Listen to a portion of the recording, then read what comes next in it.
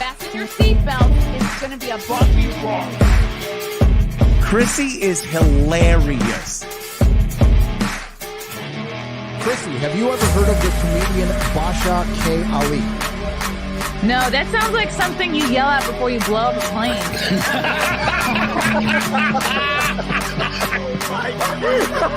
Basha K. Ali! 30 seconds remaining. But you know what, good thing to say, I doubt it will stand up to Tulsi. I haven't been disrespectful to you at all. I was very confused by the title, Everything Everywhere All at Once, because that's also what we call it when Ash takes off his shirt.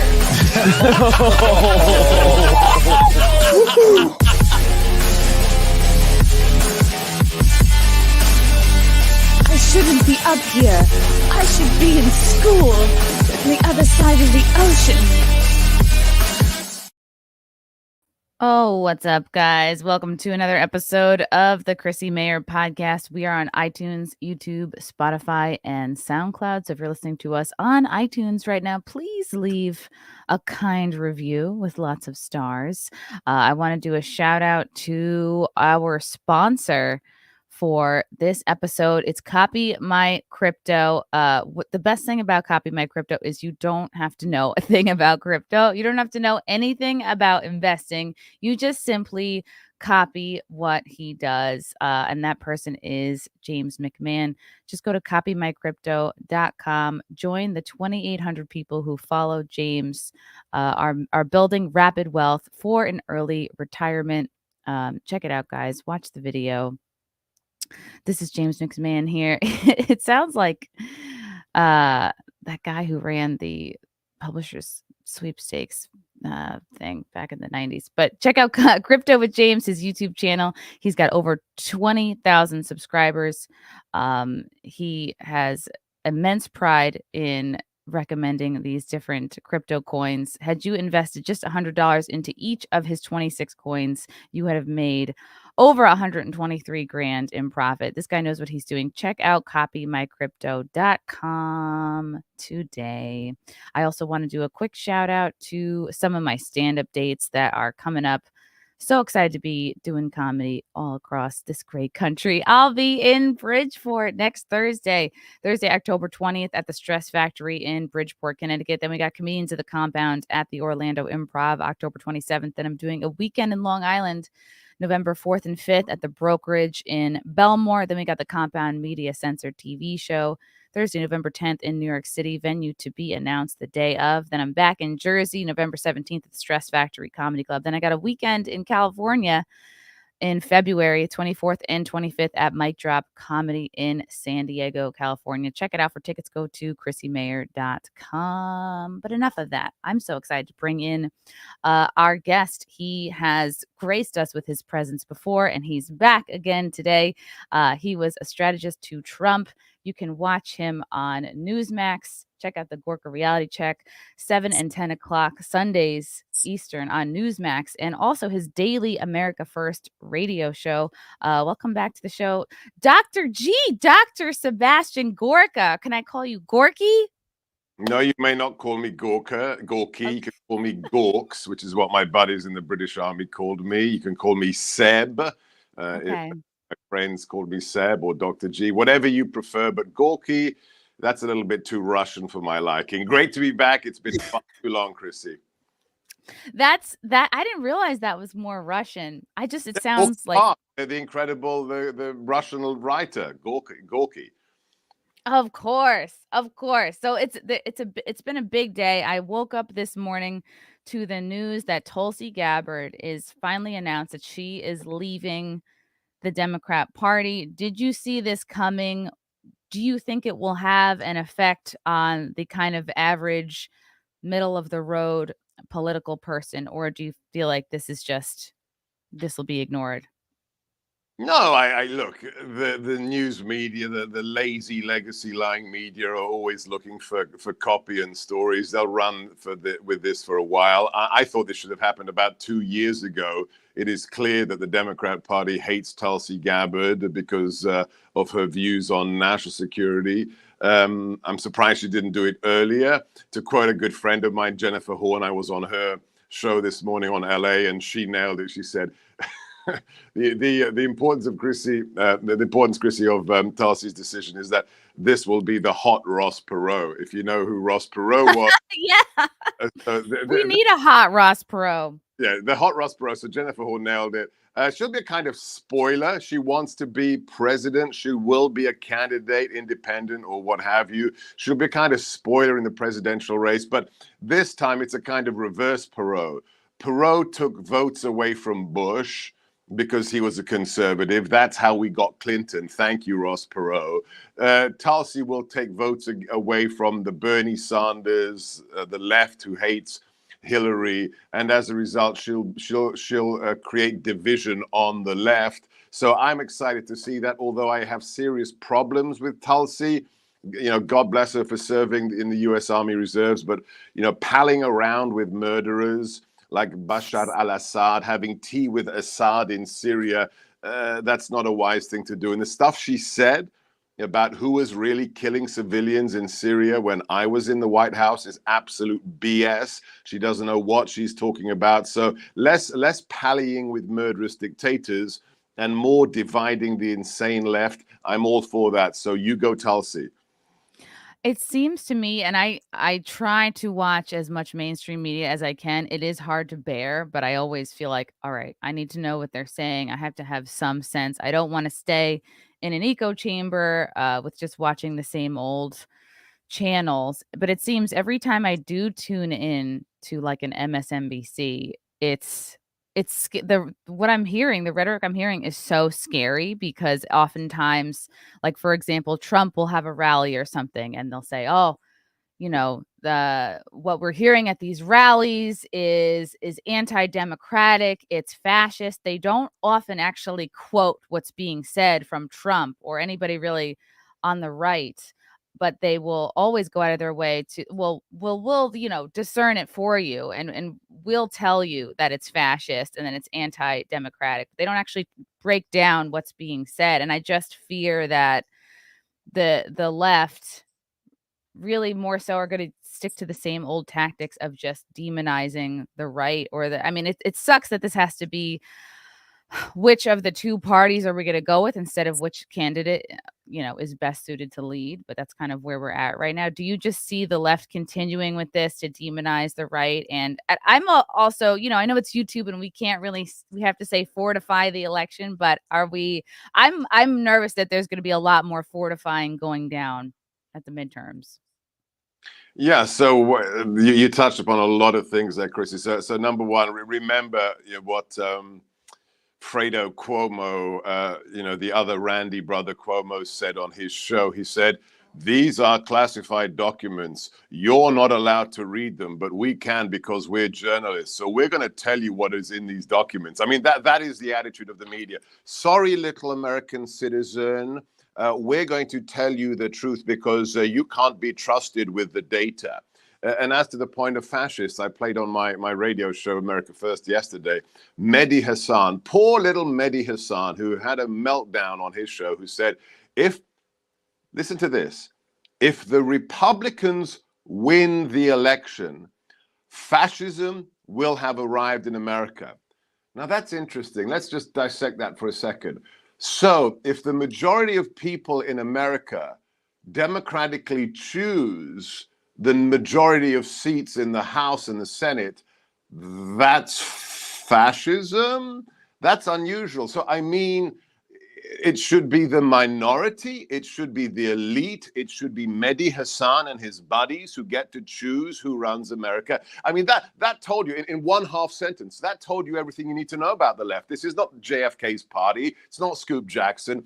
This is a radicalized party that calls people like me fascists, despite the fact that my parents suffered under fascist occupation.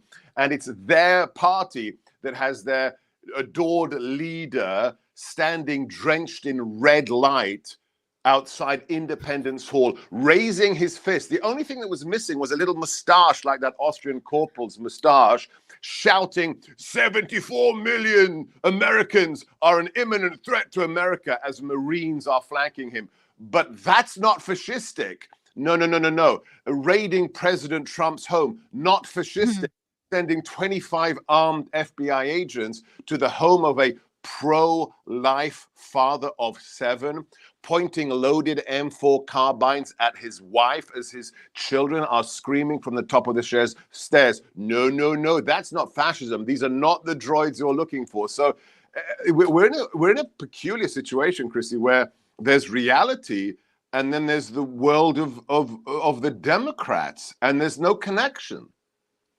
Yeah, which maybe, something like Tulsi saying, "Oh, I'm just leaving," and you'll hear people say like, "Well, you don't necessarily have to be a Republican, but you cannot be a Democrat at this time." And we're seeing it in so many different areas of life. I saw you spoke with I think Dr. Cordy Williams is his name. He's a chiropractor, but we're seeing these examples, and I've seen him at a couple of the medical freedom rallies that I've been to over the last couple of years. And you're starting to see, like, even though the kind of COVID chaos, I feel like, has mostly subsided, we're still seeing proposals for just the complete censorship of doctors who still don't continue to push the narrative. Not proposals.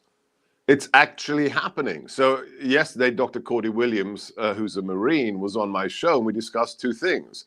The bill that was signed into law by Gavin Newsom, co-sponsored by the California Medical Association, that doctors practicing in California, if they are deemed to have spread disinformation about COVID or vaccines, may be suspended or struck off the medical licensing board. Now, who's going to decide? Is it going to be a peer-reviewed journal, or is it going to be somebody in a government office in California says, ooh, no, you can't say that? And then we have what happened just over the weekend. You have a man who is the Surgeon General of Florida, who not only is an MD, he has a PhD as well. That's pretty unusual in the medical field, to be an MD and then have a research PhD. And he, as the Surgeon General of Florida, has his account suspended on Twitter because he quotes an actual medical study that talks about the inordinate death rate amongst vaccinated young males. And he, because he's quoting a medical study, as the Surgeon General gets his account suspended. These aren't suggestions, Chrissie. These are happening right now, and it is truly Orwellian. Yeah, it's like they actually want us to not believe what we're seeing before our eyes, and anybody who is not continuing to push the narrative and now hide actual facts and studies that are now coming out. And we could talk about babies who are not making it because their mothers took the jab. What was it, 1 out of 8 babies or something like that. Right. And then there's everything that we haven't seen that's been super heavily censored. We got a question here from Christian Watson. Does Dr. Gorka support the overhaul of FBI / national security state? The FBI, not the overhaul. I think it should be demolished. I think it should be dismantled. When I have a 23-year FBI veteran on my show last week, Steve Gray, and I didn't expect this response. I mean, he's outspoken. He's talked about the corruption that he witnessed in the Bureau. When I asked him live in front of 3 million listeners, is the FBI salvageable? And Steve Gray, after 23 years, says, no. You've got to dismantle it. You've got to take its mission sets, give them to somebody else like the U.S. Marshals or the U.S. military when it comes to counterintelligence. The FBI's reputation is unsalvageable. When you've got Dan Bongino, my buddy, who is a former Leo, NYPD 1811 in the Secret Service, and when he says on his national show, the Rush Limbaugh's old slot, the FBI cannot be fixed, I tend to agree. I mean, and this is personal. Before I joined the Trump administration, my wife and I had the only external contract to provide training on Al Qaeda and ISIS to the FBI, and I traveled 20,000 miles a month. I was going from one FBI field office to another, lecturing them on the theology of jihad and what ISIS is doing. So for me, it was a big deal to be met by the senior special agent, to be given the challenge coin, the little FBI pin at whichever field office I was in.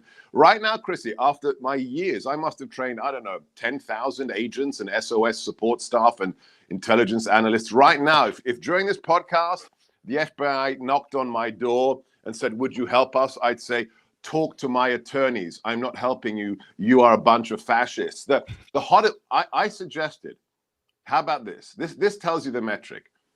About 6 weeks ago, after all that Mar-a-Lago insanity, I said to my team, the guys that run my merchandise, I want you to design for me a mug that compares the FBI to the Gestapo. And my producer, who's totally hardcore, he's a conservative in his marriage, said, Seb, that's probably a little bit, that's edgy. That's a little edgy. This is it. Okay, this is the mug. It says Biden's Gestapo, the FBI, from Nazi Germany to America in 80 years. Have a guess. Wow. What is the hottest selling? We can't make enough of these T-shirts and mugs at my store because people have had enough and they think the FBI has become a political police force. So it's resonating, and it's very, very sad, and it's very, very disturbing. This isn't just about President Trump. You look at that guy, Mark Houck. He's a pro-life father who has charges, misdemeanor assault charges against him dropped. Why? Because some pro-baby killing lunatic at an abortion clinic was screaming obscenities at his 12-year-old child. So Mark shoved him. The local judge says, no, sorry, that guy is an ass. We're not going to prosecute you, Mr. Houck. So a year later, the FBI deploys in their flak jacket, ceramic plated vests, and their M4s to take down a father of 7. This is stuff that if you read it in a novel 10 years ago, you'd say, that's just lunacy. It's happening right now. Do you think it's just to continue to demoralize anybody who speaks out, who shows any kind of fighting back against the mainstream message and the powers that be? It's two things. So they are petrified of my old boss, President Trump.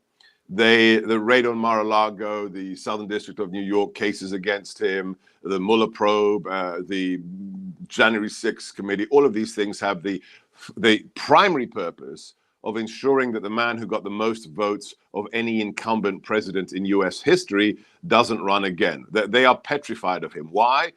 Because nobody owns him. Nobody, not Big Pharma, not the unions, not big tech, not the oil industry. Nobody owns President Trump. Therefore, he is a threat to the uniparty here in the swamp in D.C. So, number one, this is about making sure that the American people are not allowed to choose my old boss and he becomes the 47th and not just the 45th president. And the second, you're right, it's to intimidate all of the 74 million Americans who voted for him. When you have the president of the United States, Joe Biden, whose son is in league with China, with Ukraine, with communist interest in Beijing, call 74 million Americans extremists, ultra MAGA, who are, quote, this is from the Philly speech, a clear and present danger to America.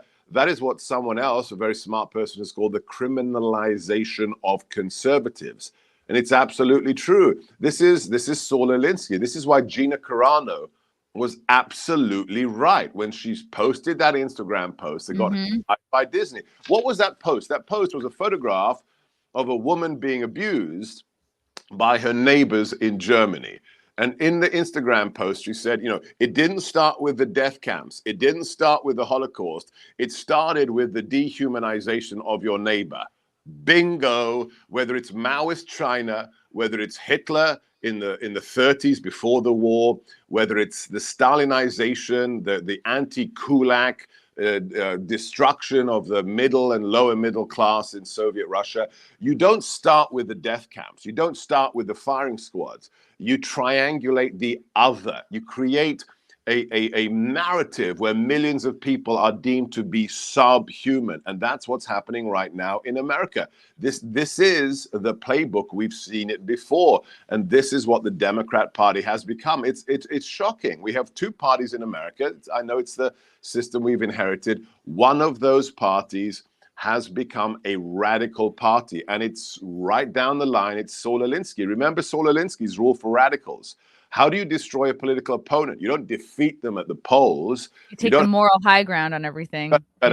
Arguments. You triangulate, you isolate, and you destroy. That's what they're doing to Trump, and that's what they're trying to do to 74 million Americans. Mm-hmm. Yeah. From Goodnight, Mister. Let's talk about DHS changing the definition of domestic terrorism to DVE. Yeah, if you see the whistle, I think we've got 13 whistleblowers in the Senate, 18 in the House. If you listen to the preliminary reports from the FBI whistleblowers, the DOJ, DHS, FBI, they've faked the threat assessment. They have been told to look for white supremacy, not to deal with white supremacy, because there isn't a serious white supremacist threat. They have been, look at the case of the so-called kidnapping of Governor Whitmer. When you find out that, the majority of people involved in the so-called kidnap and murder plot are actually FBI assets, and it was the FBI assets who were saying, hey, don't you want to kidnap the governor? Would you like to buy some guns from me to kidnap the governor? You realize it's actually an artificial astroturfed threat that in many cases is generated by the people who have the badges and the guns. How is it? I'll just ask a question. How is it that Ray Epps, the man who on January the 5th in DC, you can watch the videos, says, we're going to storm the Capitol. That's the day before. On January 6th, we have video of him saying, let's do it. We're doing it. We're breaching the Capitol. And then for what? 4 weeks, he becomes number 3 or number 4 on the FBI's most wanted list after January 6th. And then magically, Ray Epps' name just disappears from the wanted list. And then 2 months ago or a month ago, the New York Times or the Washington Post did this lovely puff piece on, oh, Ray Epps, he's just a regular guy who's got grandkids. And it's so hard for him to live his life now. Yeah, I wonder if the people in solitary who've been denied cancer treatment about 5 miles from this studio, I wonder if they've had a harder time as January 6th insurrectionists than the guy that we know was instigating violence the day of and the day before. So these are all questions that the Democrats do not want you asking, and they definitely don't want you to find answers to. Yeah, I was like, wow, they're really being kind to Ray Epps. They're really letting him off the hook. I was like searching for articles. I'm like, did he come out as trans or something? Did I miss a transition here? Like, why are we loving him all of a sudden? He was clearly trying to fire people up. This is from Lancer. Since it's racist to defend USA borders, enemy special forces can get in very easy, and green energy collectors would be easy to destroy on foot. Yeah, we don't have a border. Think of this. Forget politics for a second. I don't care, whether you're a conservative or not a conservative.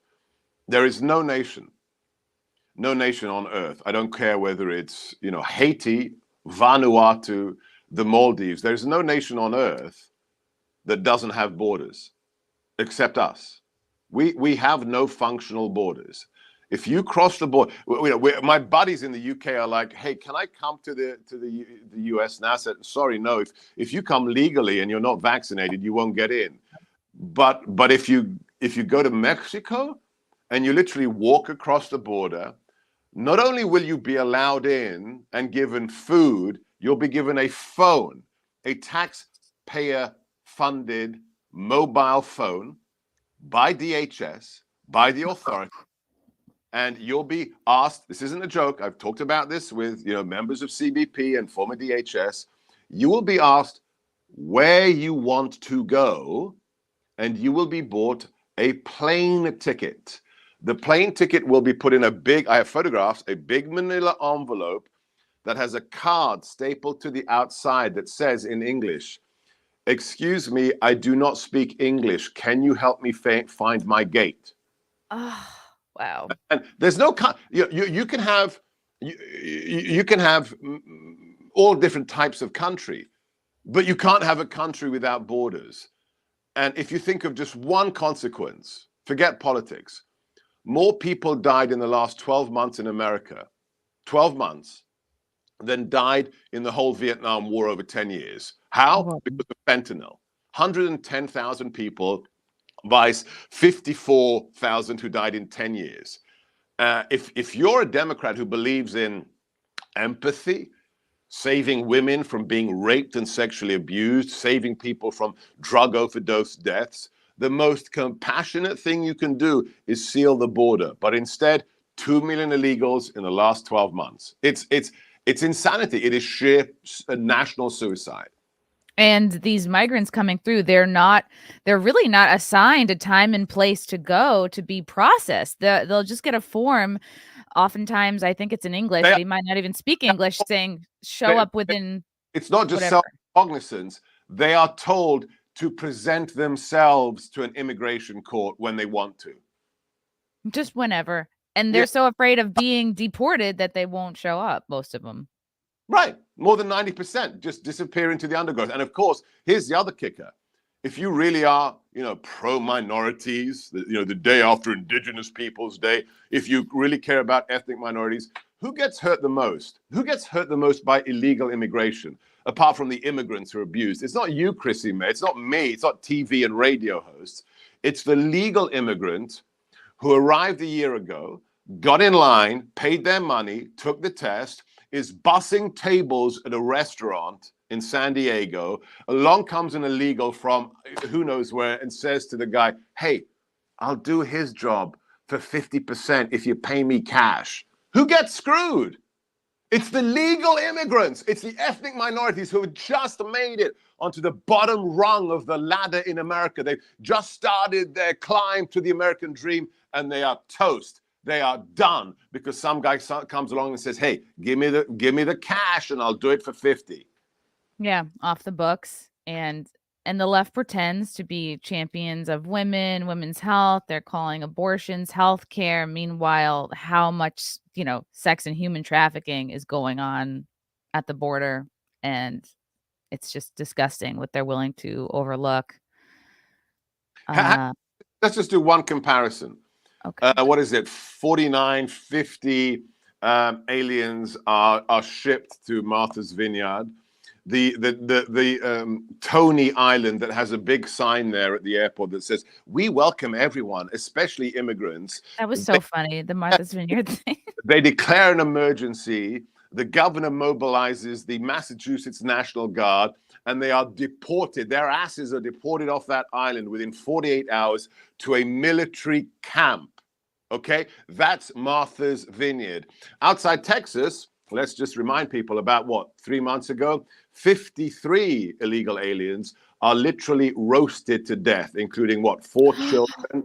Funny how they got stuck in the truck. Story on Jimmy Kimmel, how illegal aliens are dying by the truckload, being roasted alive, but Martha's Vineyard gave them a packed lunch and packed them off to that military base, and that was so empathetic.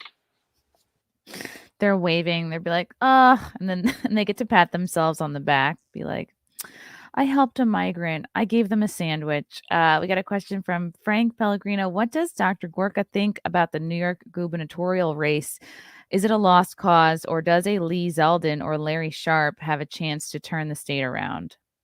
Oh, great question. So I opened my radio show yesterday with Lee. Lee's a friend of mine. I campaigned for him when he was just a regular old congressman, and I had to get him on the show because when that story broke of the gunfight outside his home on Sunday, as his 2 16-year-old twin daughters were home alone, and they were hiding in the closet because they didn't know whether the attack was against the Zeldin family.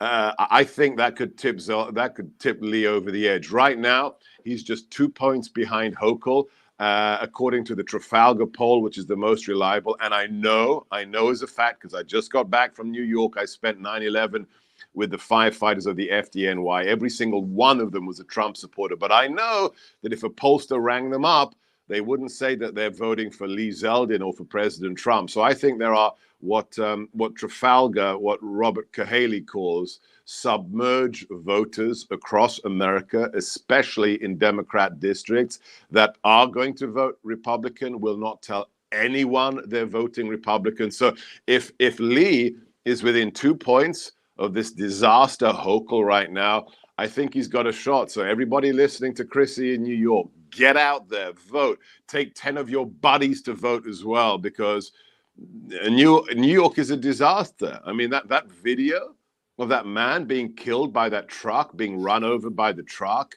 and then the woman go. There's so many. Out of the dead body under the axles of the vehicle, and the crowds. This is the chilling thing. The crowds filming that woman rob a dead person who just died are cheering her on. That's in America?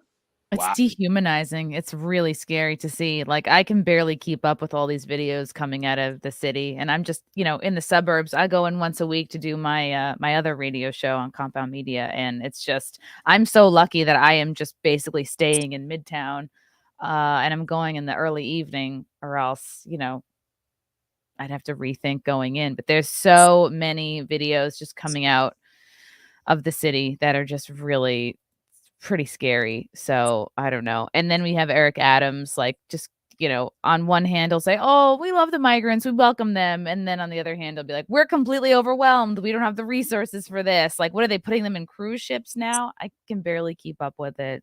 Eric Adams, who, what was it, Memorial Day or Veterans Day or whatever recently, we're having a national remembrance of those who served this nation. And what does this putz do? He posts a video of himself on all his social media accounts jet skiing. Oh, God, really? You go, look, I like jet skis. Very cool. I mean, outside of helicopters, the second coolest way to travel. But if I'm the new mayor of New York and I've got rampant crime, and we're supposed to be remembering those who fought for this nation, you probably shouldn't be posting selfie videos of yourself on a jet ski with your girlfriend. And he was voted into office because he was saying, oh, like, I'm former police, or what was he, right, former NYPD right, or something. Oh, I'm going to be hard right, on crime. Okay, right. Sure. I've spoken to his colleagues. I would spend 8 hours with a driver who was in the NYPD, and I asked him, so what's the scoop on Eric? And said, nah, he was never a real cop. He was just a guy, a desk jockey who liked the limelight, and I guess he's made it. A paper pusher. Okay, that makes a lot of sense. From my buddy Goodnight, Mr. Dr. G, just wanted to say thank you on behalf of Ghosts from Wolfpack, PACAF, USAFE, NATO HQ, Ramstein. We remember the briefs and death by PowerPoint. Okay, that's a lot of initials. Gosh, God bless you guys. Yeah, that's my past life. I used to travel to brief the U.S. military to give them training on the threats we face from jihadis. So great to see you, buddy. Thanks for checking in. God bless and thank you for your service. Well, yeah, that's a super specific shout out. Yeah, before we started recording, you asked me, Seb, if I was on True Social, and I was like, oh, I think I'm still on the waiting list. We just saw a pretty viral clip come out from Joe Rogan, where he and the founder of Rolling Stone magazine, basically the founder of Rolling Stone magazine, is championing government internet censorship. And a lot of people on Twitter are praising Joe Rogan. Wow, he really stuck it to him. But you were sounding like he should have gone much, much harder on him. Yeah, this is the trouble with Joe, and I'm gonna take my life in my hands. And the guy with the largest podcast. If you're the guy with the largest podcast in the world, who is probably battling behind the scenes with Spotify every day, with the woke staff there who are trying to have back catalog episodes they disagree with be deep sixed because they're not politically correct, Joe, grow a pair of balls. I know you're kind of the big UFC whatever guy, but seriously, Rolling Stone's editor calls for state censorship, and you kind of go, is that a good idea? I mean, no, it's a fascistic idea. And the idea that you didn't call him out as the man who has fought censorship on your podcast, I'm sorely disappointed. It's like the double standard he had with my old boss and with Alex Jones. I mean, I used his clip recently. He was talking to a guest about how the guest said to him, so why did you have this guy Alex Jones on your show? Why are you buddies with the person who talks about crisis actors and just lost his case and said that the school shooting didn't happen in Connecticut? And he said, because I wanted to show the world the other side of Alex Jones. And literally 11 minutes later in the same podcast, this person's pushing back on him. Who was it? Was it Lex Friedman? I don't know who it was. Anyway, somebody's pushing, it could have been Lex, pushing back on him and saying, why haven't you had President Trump on your show? Because, 93 million followers on Twitter before he was canceled. He's an iconoclast or an iconoclast. And he said, no, I'm never going to give a platform to that guy.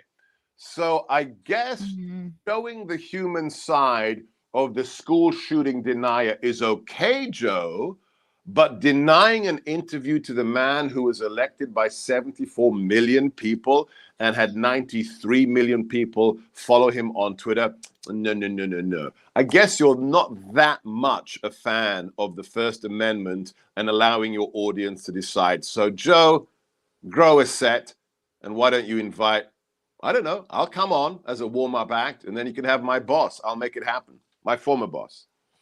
Yeah, he should have Trump on. I think a lot of people would be interested to hear from him because not everyone is on like a Truth Social. Not everyone has been to a rally of his. So I don't know. I think a lot of people would tune in for that.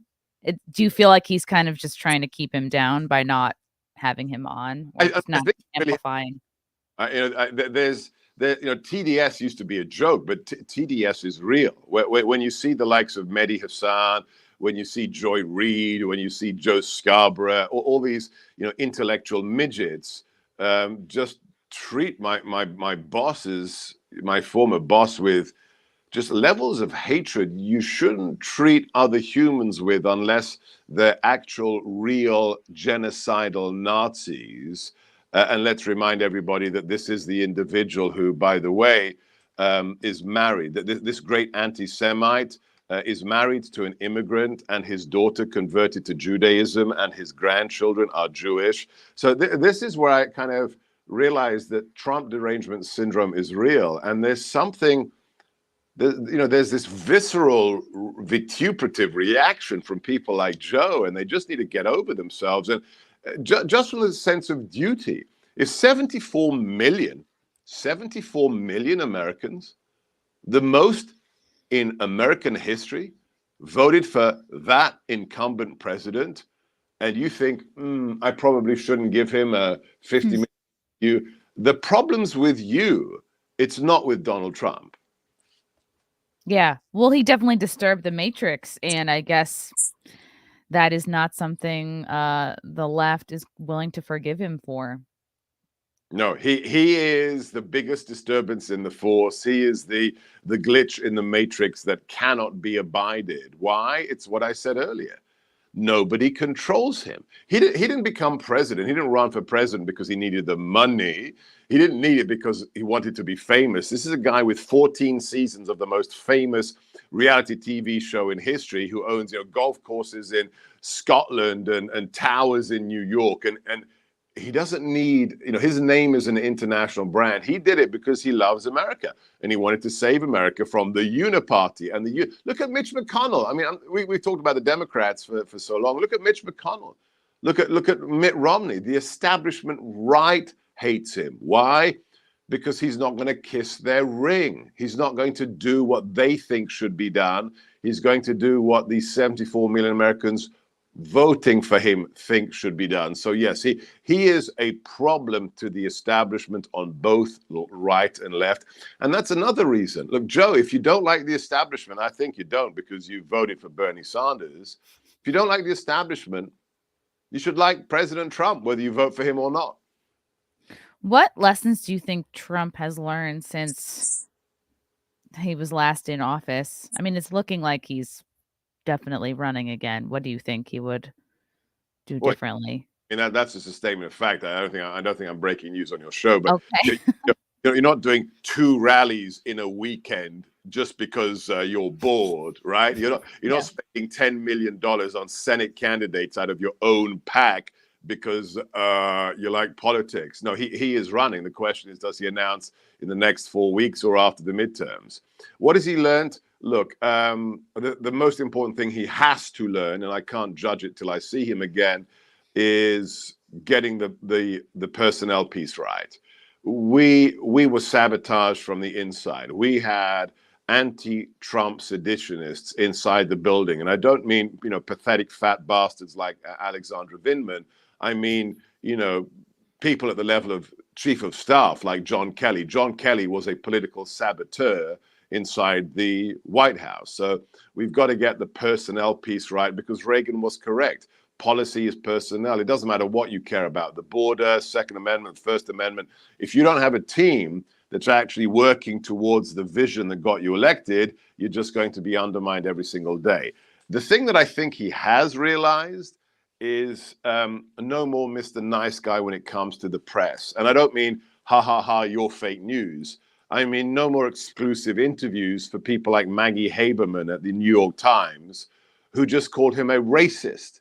Maggie Haberman, who in the Podesta WikiLeaks emails, you can see the traffic between Podesta and her and the DNC, and it says, hey, run that story by Haberman first, because she's always very nice to us. And Haberman's sending her draft articles to the DNC and to Podesta. Hey, is this article okay? I don't want to publish it unless you guys sign off on it. So she's a whore for the Democrat Party politically. And President Trump gave her, exclusive access. And now 4 years later, she's calling him a racist, when I know the fact he doesn't have a racist bone in his body. So at the end of the day, it's understanding that the mainstream media has one mission, not making money. It's to destroy him and anybody who votes for him. So I think that's probably the biggest thing that he will have learned. And I remember the last time we spoke, I remember like my biggest takeaway was that the other people that were inside made it harder for you to even do your job. Oh, yeah. While you were supporting him. Oh, absolutely. I mean, John Kelly preeminently. I mean, that's the reason I resigned. And people always ask me why I resigned. Well, look at my letter of resignation to the president that you can read at Breitbart. I mean, when we, this isn't an exaggeration. This is, you can do the math. I can give you the names. When we walked in the building Saturday, January the 21st, 2016, there were less than 20 of us. There are 4,000 political appointees in a new administration, 4,000 people who are, the president signs off. There were less than 20 of us in senior positions who were MAGA, America First, knew what the people who had voted for President Trump wanted. And the rest, I mean, it was like a little insurgency. It was like Robin Hood's band of merry men. And then there were thousands of positions we had to fill. We didn't have a bench. We managed to get some people in. Others were blocked, like John Kelly's blocking of so many good patriots. And then, Steve Bannon actually admitted this in an interview. He said, quote, we did a drug deal with the RNC to fill the positions with rhinos, with people who worked for Bush and who hated President Trump and hated everything that America First represented. So, the fact that he achieved what he achieved, 1.8% inflation, lowest unemployment for women and minorities since the 1960s, a closed border, the destruction of ISIS, 401ks maxed out, gas at $2 a gallon. The fact that he achieved all of that despite the internal subversion is truly, truly stupendous. Yeah, I mean, I can definitely see now, and anybody who wasn't even a Trump fan after a couple years of Biden, it's like, this is what a country looks like when it's run by somebody who doesn't love the country. Yeah. And it's just so sad to see what's happening. I agree with John here, who's saying Trump needs to fire the top 30 people in every department. Maybe the top 300. Oh, wow. Not bad, huh? Okay. Yeah. From Isabella, Dr. G is the Shiznick. Thank you, Isabella. This is from Goodnight Mystery. The court case against Alec Jones is just to make an example. It's the biggest farce I've ever seen. Yeah, same with the January 6th people. No, I think it's despicable to compare Alex Jones to the January 6 people. Alex Jones is a bad guy. I mean, he is the arch grifter. When you are actually profiting off the tragedy of others, that's not comparable. Okay, you did something violent on January 6th. Yeah, be judged by a jury of your peers and get sentenced. Don't be put in solitary for 18 months. That's political persecution. Alex Jones is a scum bag. I'm sorry, InfoWars guys. He's a scum bag. Period. End of story. Oof, that's gonna hurt the Alex Jones fans in the chat. Okay, Front Porch Conservative, Dr. G, do you think that an off-ramp can be found in the Ukraine-Russia war? Why does Biden continue to escalate this? When does Ukraine surrender? Ukraine's never going to surrender. I mean, let's just have a little bit of historic perspective. The Kremlin murdered 8 million Ukrainians in the Holodomor starvation massacre of the 1930s. They will fight to the last 12-year-old with a rifle. They will fight to the last grandmother with a sharpened wooden stick. Russians have been murdering Ukrainians since the get-go. Ukraine will never stand down. Off-ramps, there's no normal, logical, decent off-ramp for a KGB killer like Putin, who actually bombs maternity clinics. Look at the recent mass burial sites they found in Ukraine. Whole families, not just the father, not just the male, the father, the wife, the children, bound together, shot and dumped in a mass grave. That's exactly what the Russians did in the Katyn forest in 1941 in Poland. They denied it for 40 years until they admitted they murdered 21,000 Poles during the war who are unarmed. So there's no logical, decent off-ramp when you're dealing with a mass murderer.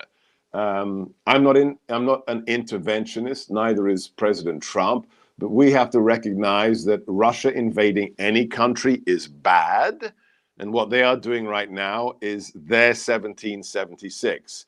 And another historical reminder, America would not be a free country today. You would not be an American if it weren't for other countries helping us back then. If the French hadn't helped the revolutionaries in 1776, this country would still be a British colony today. So us helping the Ukrainians isn't necessarily a bad thing. The bad thing is that this administration is run by incompetent, arrogant morons, okay? You look at, the National Security Advisor, Jake Sullivan, that pencil-necked, beta-cuck, pathetic non-man. He's a National Security Advisor. That fat insult to the U.S. Army's uniform, Mark Milley, who said, Russia will take Kiev in 72 hours. He's the chairman of the Joint Chiefs. And Austin Milley in his double-vaxxed, triple-masked face shield, he's the Secretary of Defense. The sad thing is, not only does the elite that's running the country right now hate America, they have no idea what they're doing. They are stupid, arrogant, and they're incompetent. So this could get worse before it gets better. But I assure you, they will never, ever, I don't do predictions often, but I give you one right now. The Ukrainian people will never, ever surrender to the murderous Kremlin. What do you say to Americans who have a hard time supporting the war or supporting Ukraine because just of the sheer amount of money we are sending over there? And so many Americans need the help. I mean, just in getting back together after the hurricane, but there's so many examples. Like, what would you say to someone who just can't support it based on the amount of money we're sending over? Well, I'd say 1941 and Pearl Harbor. I'd say 2001 and 9/11. We don't live in a world where you can isolate yourself from incidents happening far away from you or on your own soil. The idea that Russia can invade other countries and sooner or later it won't lead to war with NATO is like you're smoking, one of Hunter Biden's crack pipes. You can't pull the shutters down on the East Coast and the West Coast and say, who cares? But I will say this, and I said this right after the war started. Sending cash to Kiev? No, absolutely not. It has serious corruption problems.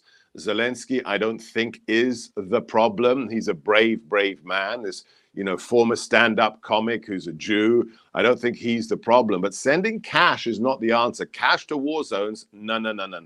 What they need is they need ammunition and they need equipment, and not our equipment. The idea that we're sending them American long-range artillery is just so stupid. I know it makes the defense contractors very excited, but this is a former Soviet republic. They don't need new American technology that they haven't been trained on.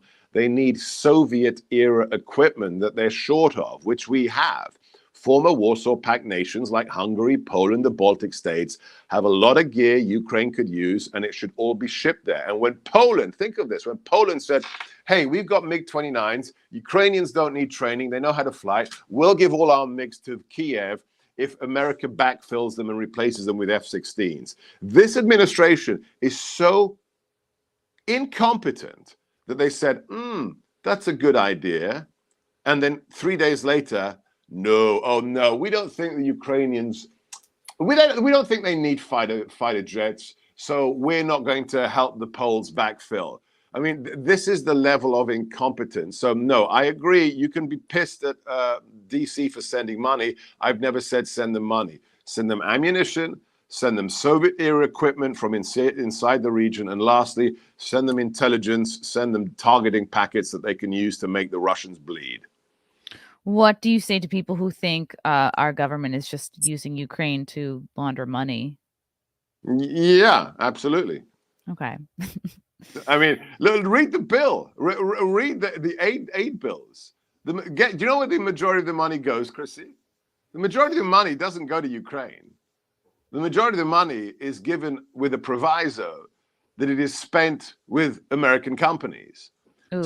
So the DNC, this is the White House, giving money to Ukraine so that they can spend it with the people back here who give them big political donations before the election. I mean, it's just a con. It's like, you go to New York and outside the subway, you'll have the guy with the shell game, right? The 3 cups and the pea. This is just a shell game with, 40, 50, 60 billion dollars. That's all it is. And when you read lines, there's a line in the first bill that says, an undisclosed amount of this aid will be spent on the CIA. Excuse me? You're not even putting the percentage amount of money that this aid package is being used to send monies back to Langley. It's all a con, guys. I mean, really. I think a lot of us are not reading the bills. I'm like, I don't even know where I would try and find the bill to read it, but it's frustrating for sure. Google. Okay. John Yarber. It's not about AJ, it's free speech. They are killing first AJ, then you, same as January 6th, school, parents, gun owners, etc.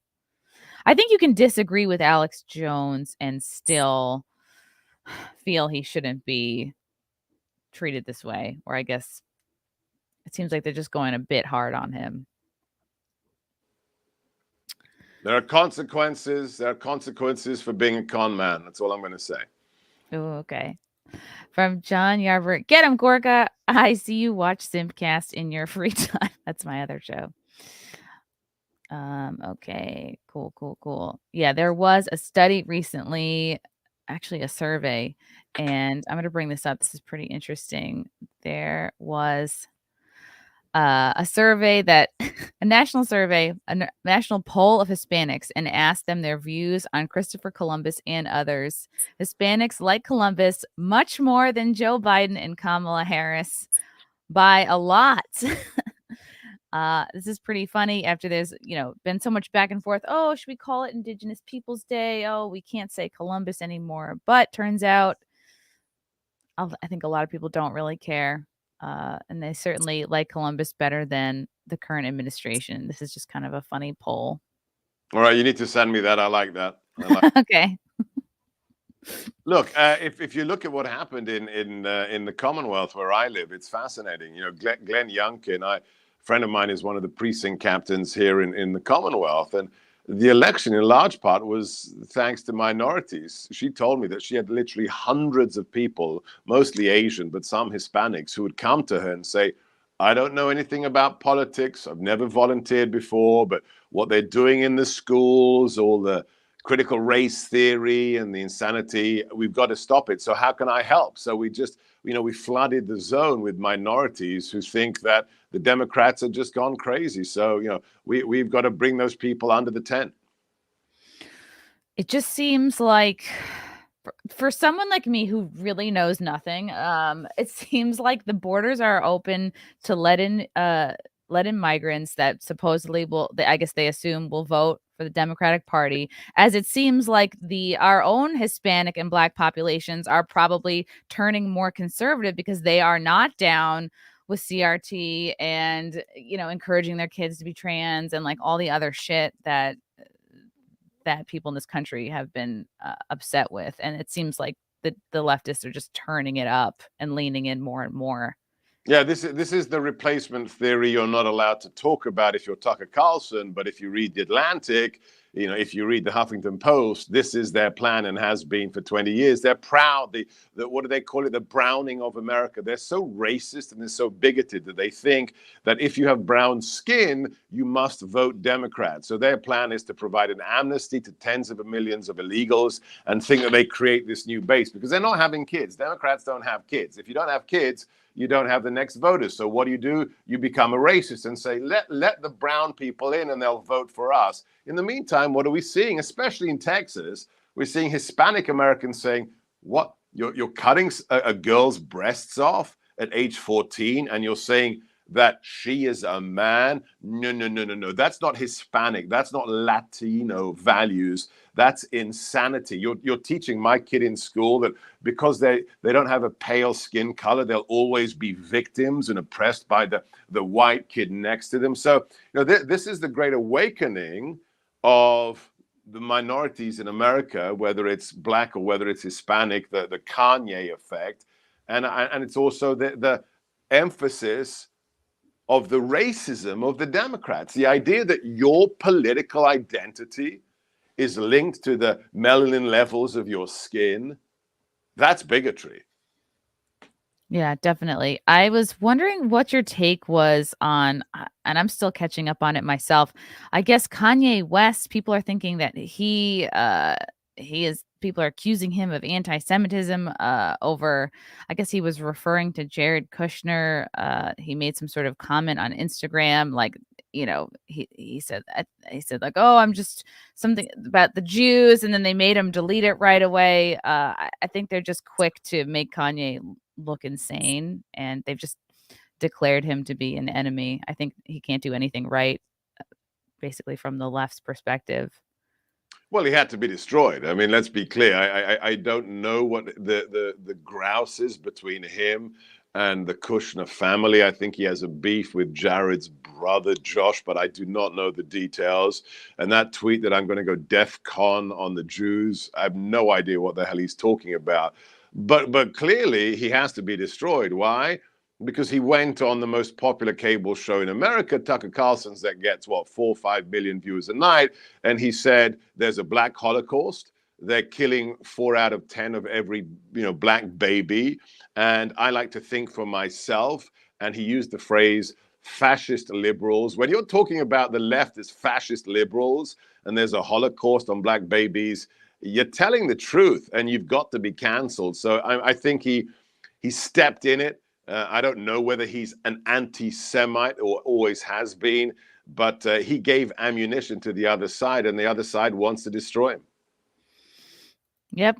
And if you're a black celebrity, you have to be obese and playing the flute and staying in line, and then you'll be celebrated. It's always fun for me to make fun of Lizzo. Okay, so this is from Michael Gavin. This might be a little outdated. Did you support the war on terror after 9/11? Was the invasion of Afghanistan and Iraq the wrong or the right idea? Was bin Laden right to attack the U.S. for American imperialism? Laden, right? Are you? Do I really have to waste stuff on No. like that? Yeah, killing 3,000 people in New York. Yeah, that's right. You bloody moron. He's not the smartest fan. You utter oxygen thief. You of space. Yeah, beheading, Jewish journalists is okay because they're American. You bloody cretin. Don't waste my time and don't waste Chrissie's. Yeah.